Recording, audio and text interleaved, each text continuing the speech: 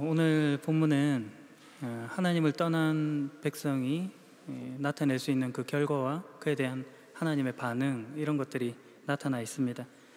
1절을 보게 되면 목자들 곧 유다의 지도자들에게 재앙이 있을 것이며 그들은 양떼와 같은 내 백성을 망쳐 놓으며 뿔뿔이 흩어 놓았다라고 하는 지적을 하고 계십니다. 이것은 앞선 21장과 22장의 내용으로 보면 유다의 왕들, 그러니까 시드기야, 살룸, 여호아스라고 하죠.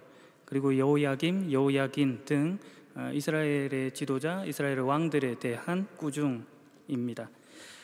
사무엘상 8장 5절에 나타난 것과 같이 이스라엘 백성들은 그들의 참된 왕이신 하나님이 있음에도 불구하고 보이는 왕을 요구했었습니다. 그런데 그 결과가 오늘 본문에 이렇게 나타나고 있는 것입니다. 백성들을 망쳐놓고 뿔뿔이 흩어놓고 망하게 하는 일로 보여지더라라는 것이죠. 오늘 본문의 바로 앞절인 22장 30절에는 하나님께서 이렇게 말씀하시는데, 고니아가 자녀를 가지지 못할 것이며 그의 자손 중에 어느 누구도 성공하지 못하고 다윗의 보좌에 앉아 유다를 다스리지 못할 것이다 라고 말씀하십니다. 이 고니아 왕은 이스라엘 백성들이 생각하기에 다윗의 계보를 잇는 정통성이 있는 왕이라고 생각을 했습니다.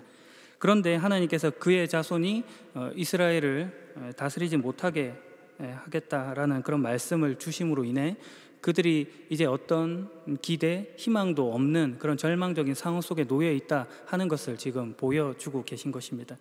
그럼에도 불구하고 그들이 돌이켜 하나님의 뜻을 생각지 않습니다. 그래서 2절, 너희가 저지른 악한 짓 때문에 내가 너희를 벌하겠다 라고 하나님이 말씀하십니다. 이것은 나 여호와의 말이다. 원문으로 보면 네움 예호와라고 되어 있는데요, 여호와 하나님의 말씀이라는 것이 강조되어 있습니다. 이 네움 여호와라는 말은 거의 예언서에서만 등장하는 말인데, 어떤 신적인 권위, 이런 것들을, 기원, 이런 것들을 강조할 때 사용되는 그런 표현입니다. 지금 하고 있는 말이 하나님으로부터 비롯된 권위를 입은 분명한 하나님의 말씀임을 나타내주고 계신 것이죠. 그것이 바로 너희를 벌하겠다라고 하는 하나님의 말씀입니다. 이 말씀은 2절에서 뿐만 아니라 이미 앞선 1절에서도 반복적으로 사용되고 있습니다. 거듭하여 반복해서 사용하심으로 하나님께서 가지신 그 강력한 의지, 뜻을 지금 표현해 주고 있는 것이죠. 그들이 저지른 악한 짓으로 인해 하나님께서 그들을 벌하시겠다라고 하신 말씀입니다. 그런데 이어지는 말씀 중에 4절과 5절을 보게 되면 동일하게 이 말씀이 다시금 반복되어 강조되는 것을 볼 수 있습니다. 그 내용은 내가 내 백성 위에 새 지도자를 세워 내 백성을 돌보게 할 것이며 그날이 오면 내가 다윗의 집에서 의로운 가지를 일으켜 이 땅에서 옳고 바른 일을 할 것이다 라고 하는 희망찬 하나님의 말씀으로 말입니다. 여기서 사용되는 가지, 의로운 가지라고 하는 것은 이사야 4장 2절 그리고 이사야 61장 11절에 사용되고 있는 표현으로 보면 앞으로 하나님의 나라로 이렇게 오실 메시아를 예표하는 것으로 이해될 수 있습니다. 본문에 쓰인 그런 단어와는 조금 다르지만 은유적인 표현으로 이사야 11장 1절에는 이새 그루터기에서 한 싹이 나며 그의 뿌리에서 한 가지가 나와 열매를 맺을 것이다 라는 말씀도 있습니다. 모두 메시아의 오심에 대한 그런 이야기를 나타내고 있는 것이죠. 우리는 역사 속에서 예수 그리스도라는 분을 통해 이 사실을 확인하고 있습니다. 이전의 왕들과는 다른 새로운 왕, 희망의 왕, 참된 왕으로 예수 그리스도께서 와 계신 것입니다. 6절을 보게 되면 그때가 되면 유다는 구원을 받고 이스라엘은 평안히 살 수 있을 것이다. 그의 이름은 여호와는 우리의 의라고 불릴 것이다 라는 말로 그분을 소개합니다. 개정판으로 보면 여호와 우리의 공의입니다.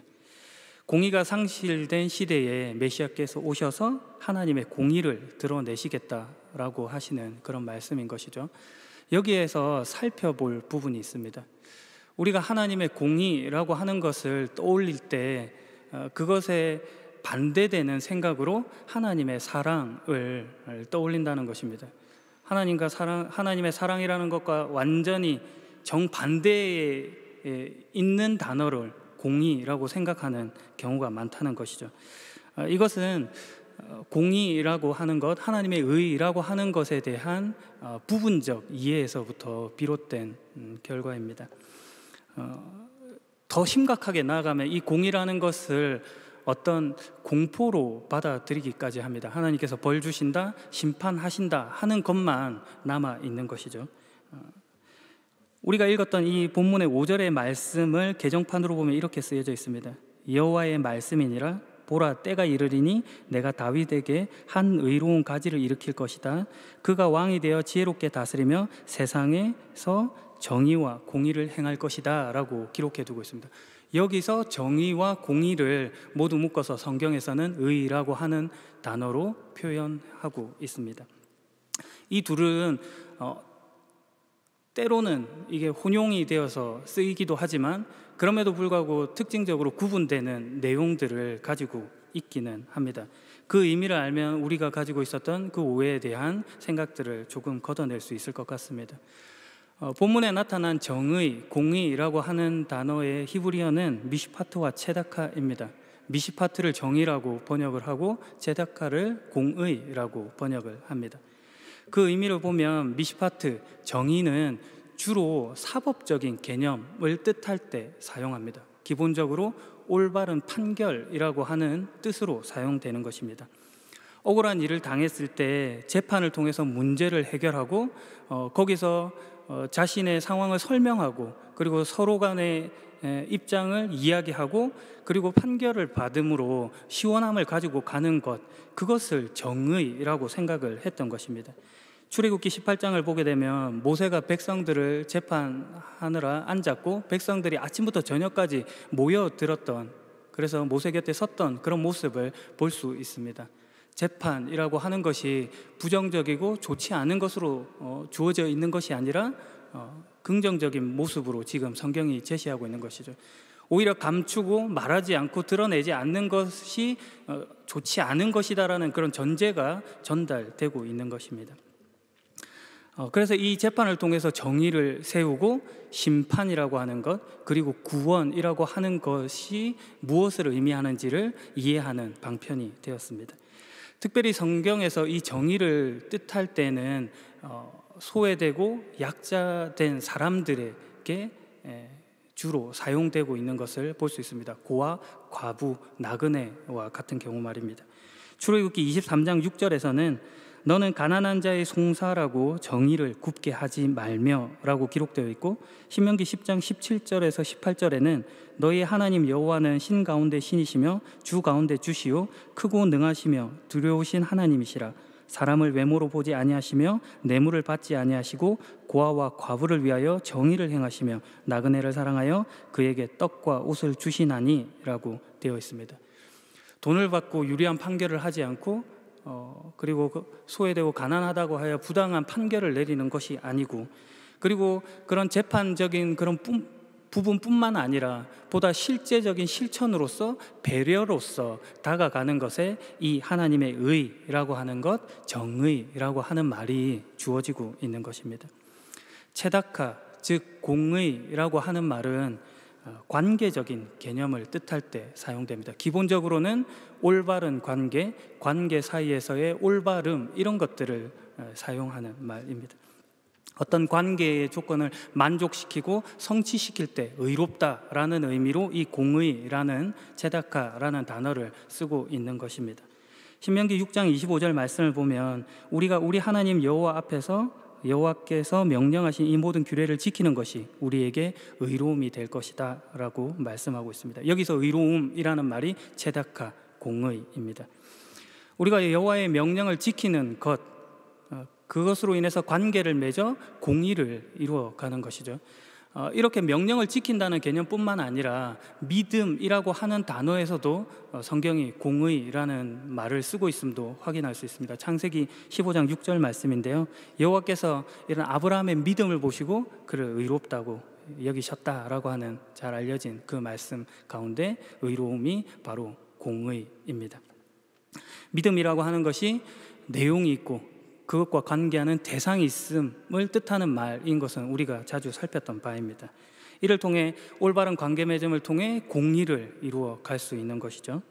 공의가 성경 속에서 얼마나 관계를 중요하게 생각하느냐 하면 하나님과 우리 사이의 관계뿐만 아니라 우리와 타인, 그러니까 이웃과의 관계 속에서도 이 공의라고 하는 말을 쓰고 있는 것을 볼 수 있습니다.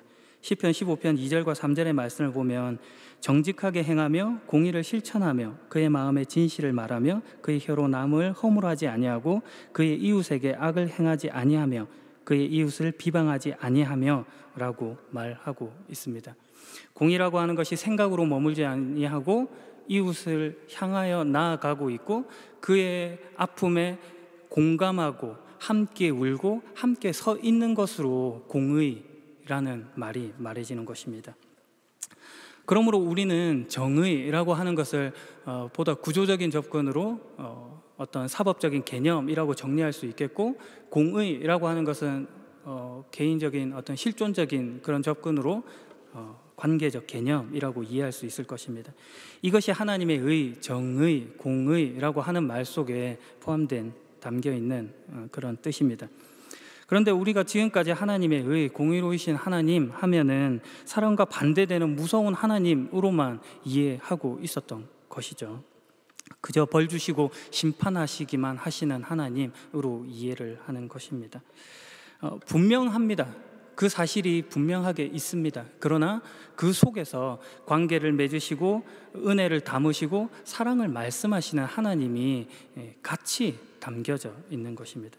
우리가 잘 아는 요한복음 8장에는 간음하다가 잡혀온 여인에 관한 이야기가 있습니다. 여러분 잘 알고 계시죠?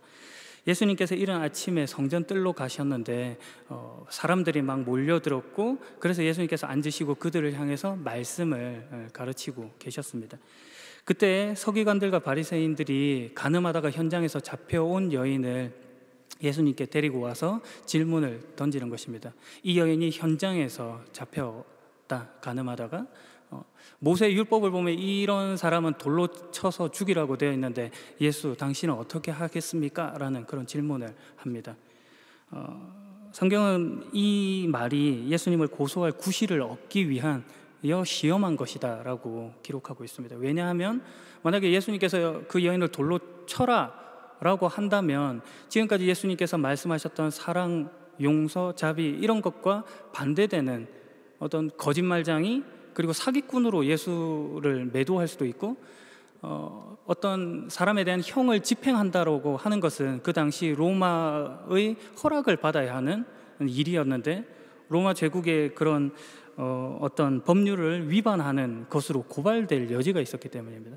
만약에 돌로 치지 마라 라고 말했다고 한다면 당장에 그들이 속한 그 유대 최고 의결 기구인 사네드린으로 끌고 가서 예수를 위법자, 범법자라는 식으로 붙잡을 수 있는 그런 구실이 되었던 것입니다. 어디로도 빠져나갈 수 없는 그런 질문을 받은 것이죠. 예수님께서 몸을 굽히시고 무엇인가를 땅에 쓰십니다. 사람들이 그 자리에 서서 예수님께 계속해서 추궁을 합니다. 그때 예수님께서 몸을 일으켜서 말씀을 하시죠. 너희 중에 죄 지은 적이 없는 사람이 먼저 이 여인에게 돌을 던져라. 이 말씀을 하시고 예수님께서 다시금 몸을 굽히셔서 무엇인가를 쓰십니다. 사람들이 이 말을 듣자 나이가 든 사람으로부터 시작하여 하나둘씩 떠나가고 결국엔 예수님과 거기 홀로 서 있던 여인만 남게 됩니다. 예수님께서 말씀하십니다. 다른 사람이 어디 있느냐? 라고 말씀하시죠. 너를 고소하던 다른 사람이 어디 있느냐? 여인이 대답합니다. 주님, 아무도 없습니다. 그러자 예수님께서 말씀하십니다. 나도 너를 정죄하지 않겠다. 가거라. 다시는 죄를 범하지 마라. 이렇게 이야기가 마무리됩니다. 예수님의 사랑, 자비, 용서가 드러나는 그런 장면인 것이죠. 그러나 그 본문의 이야기는 예수님의 사랑뿐만 아니라 예수님께서 얼마나 공의를 중요하게 생각하고 계신가를 담아내는 이야기이기도 합니다. 이야기의 질문을 다시 한번 생각해 봅시다. 이 여인을 어떻게 하시겠습니까? 라고 하는 그 질문으로부터 시작된 것입니다. 이 죄인을 어떻게 처리하시겠습니까? 라고 하는 기독교 신앙의 중요한 질문을 지금 예수님께 던지고 있는 것입니다. 그것에 대한 예수님의 답변을 지금 주고 있는 것이죠. 너희 중에 죄 지은 적이 없는 사람이 먼저 돌로 치라라고 말합니다. 죄 지은 적이 없는 이라는 단어를 빼고 보면 돌로 치라라고 하는 분명한 말씀을 주고 계신 것입니다. 예수님께서 죄에 대하여 얼마나 단호하시며 얼마나 분명한 뜻을 가지고 계시고 타협하고 싶지 않아 하시는지를 드러내 주고 있습니다. 예수님의 마지막 말씀 가운데서도 나는 너를 정죄하지 않겠다, 가거라, 그러나 다시는 죄를 짓지 마라 라고 하는 말씀으로 그 뜻을 전달해 주십니다. 하나님께서 우리 죄를 용서해 주셨어, 그러니 우리가 막 살아도 돼, 죄 지어도 상관없어, 그런 되는 인생이야 라고 절대 말씀해 주고 있지 않은 것입니다. 예수님께서 사람들에게 죄 지은 적이 없는 사람은 돌로 치라 라고 하셨던 이유는 인간 스스로가 심판자고 해결자가 되려고 하는 그 생각에 태클을 거시는 것입니다. 하나님만이 심판자요 주권자가 되심을 선언하고 계신 것이고, 그것이 바로 죄를 용서하시는 예수 그리스도 하나님이심을 드러내는 모습, 공의의 하나님, 사랑의 하나님을 동시에 드러내는 모습이라 하겠습니다. 공의를 세우십니다. 다시 한번 우리가 공의에 대해서 생각해 보죠. 공의가 무엇이라고 했습니까? 올바른 관계 사이의 올바름이라고 했습니다. 예수님께서 여인에게 말씀하셨습니다. 너를 고소하던 사람들이 어디로 갔느냐? 다 떠났다라고 이야기합니다. 떠나간 사람들이 생각하기에 그들은 그저 잘하고 못하고 합격점을 받고 못 받고만 있어서, 그들이 생각하기에 뭔가 부족함이 있어서 결국 나오는 모습이라는 것이 하나님을 떠나가는 모습으로밖에 나오고 있지 않은 것입니다. 그러나 예수님은 다른 말씀, 공의라고 하는 것으로 다른 말씀을 주고 계신 것이죠. 관계 맺음에 대한 중요한 이야기입니다.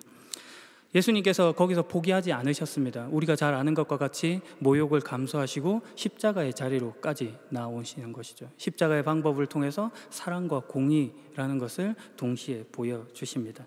그래서 멸망하는 사람들에게는 십자가의 도가 미련한 것으로 보이겠지만 구원받은 우리에게는 하나님의 능력이고 지혜이고 그렇습니다.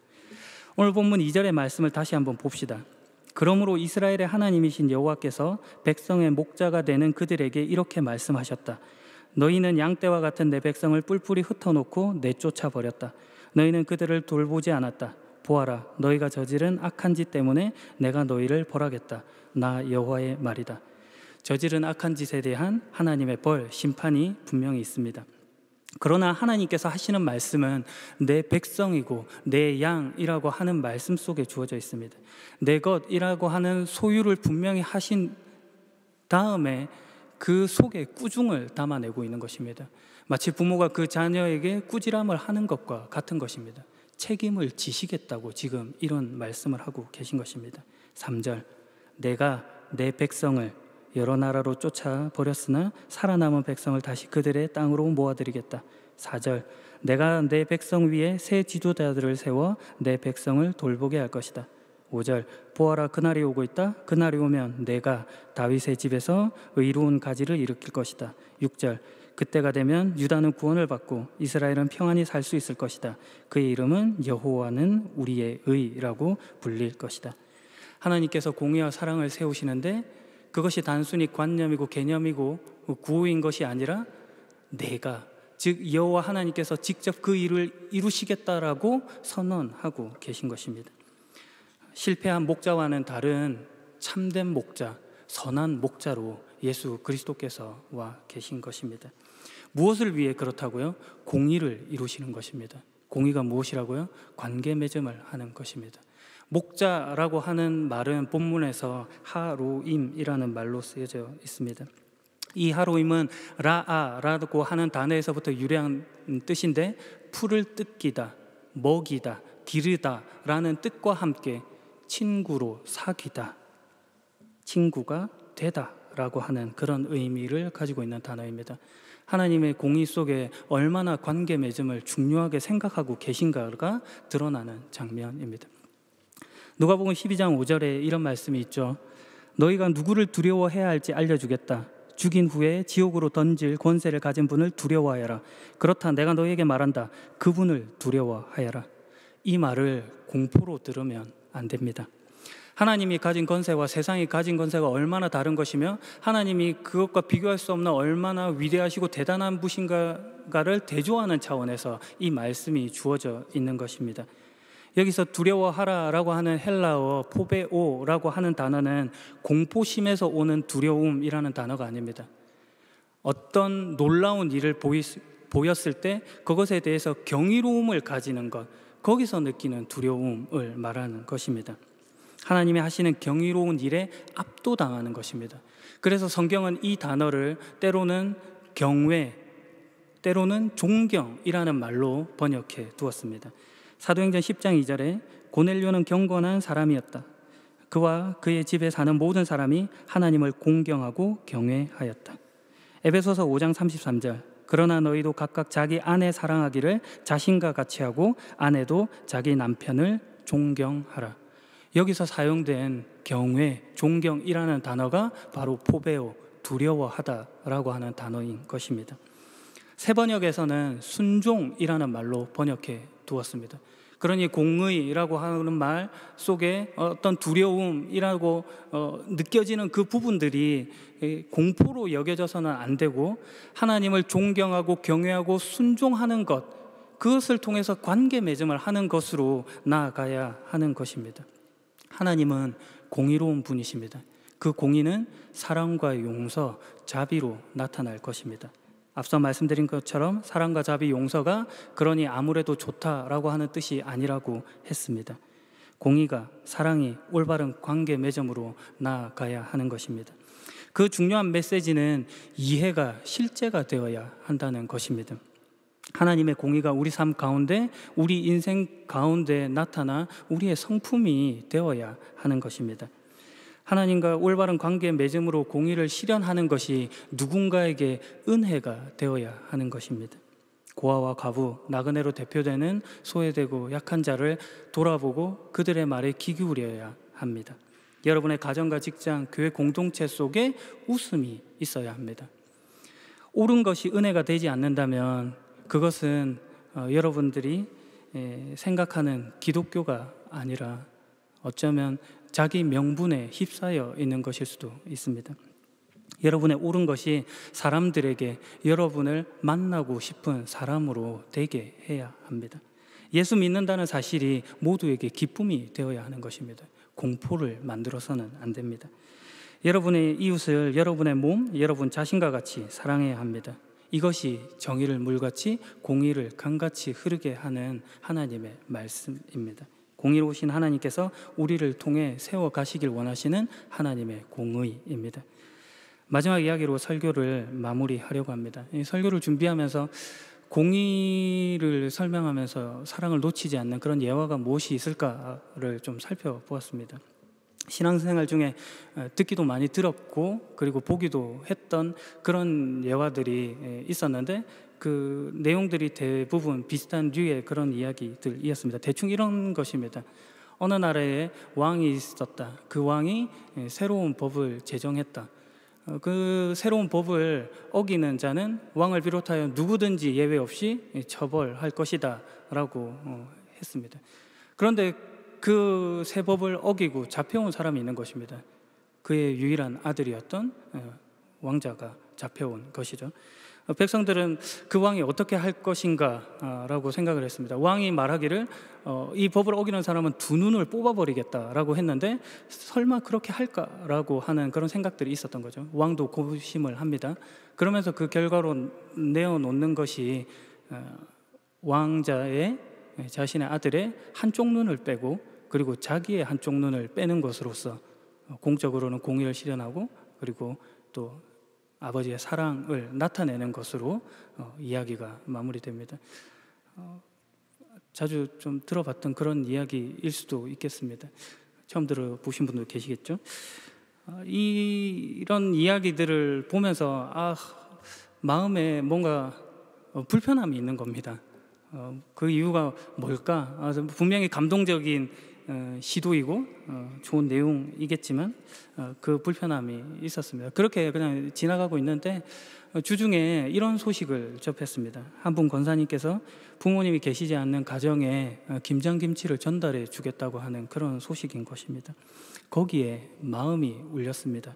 그래, 저게 바로 공이고 사랑이지.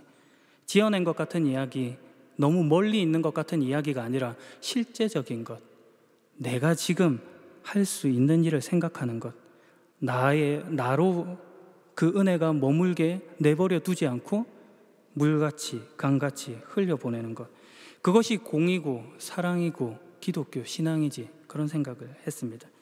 오늘 우리가 묵상해야 할 하나님의 공의입니다. 그러므로 단지 공이라는 말이 어려운 개념이고 구호이고 명분이 되는 것이 아니라 여러분 삶의 구석구석에서 발견해내고 누려야 할 하나님의 뜻, 하나님의 성품, 속성임을 기억하시는 복된 여러분이길 예수님의 이름으로 간절히 축원합니다. 기도하겠습니다. 공의의 하나님, 당신의 정의와 공의가 때로는 짐으로, 때로는 무서운 협박으로 들렸던 지난날을 돌아봅니다. 그러나 이제 돌이켜 우리와 관계 맺기를 누구보다 원하시고 또 그 관계성을 이웃과 확장시켜 나가길 원하시는 주님의 뜻을 돌아봅니다. 주님, 마땅히 경외할 주님 앞에 겸손히 순종함으로 주 앞에 나아가겠습니다. 그 공의, 그 사랑 가지고 오늘 할 수 있는 나의 일을 찾겠습니다. 받은 은혜가 나에게만 머물게 두지 않고 물같이 강같이 흘려보내겠습니다. 우리를 위해 공의와 사랑의 십자가를 지신 예수 그리스도의 이름으로 기도합니다. 아멘.